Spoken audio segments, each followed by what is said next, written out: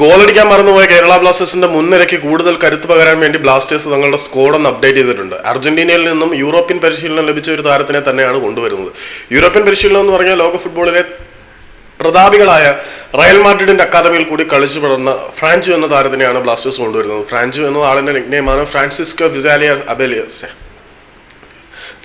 ഫിസാലിയർ അബേലോ എന്ന് പറയുന്ന താരത്തിനെയാണ് ഫ്രാൻസിസ്കോ ഫിലാരിയസ് അബേലോ എന്ന താരത്തിനെയാണ് കേരള ബ്ലാസ്റ്റേഴ്സ് സൈൻ ചെയ്തത്.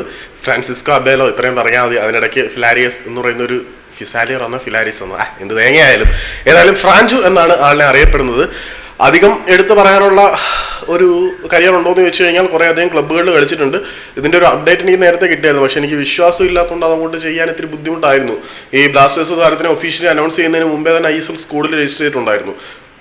ഇന്നലെ കേരള ബ്ലാസ്റ്റേഴ്സ് ഈ ഒരു താരത്തിന് സ്കോഡിൽ രജിസ്റ്റർ ചെയ്തിട്ടുണ്ടായിരുന്നു, പക്ഷേ കൂടുതൽ ഡീറ്റെയിൽസ് ഒന്നും കിട്ടാത്തതുകൊണ്ടാണ് നമ്മൾ ചെയ്യാതിരുന്നത്. പിന്നെ ഒഫീഷ്യൽ കൺഫർമേഷൻ വരുന്നത് വരെ വെയിറ്റ് ചെയ്യുന്നത് ഒരു മാന്യതയാണല്ലോ.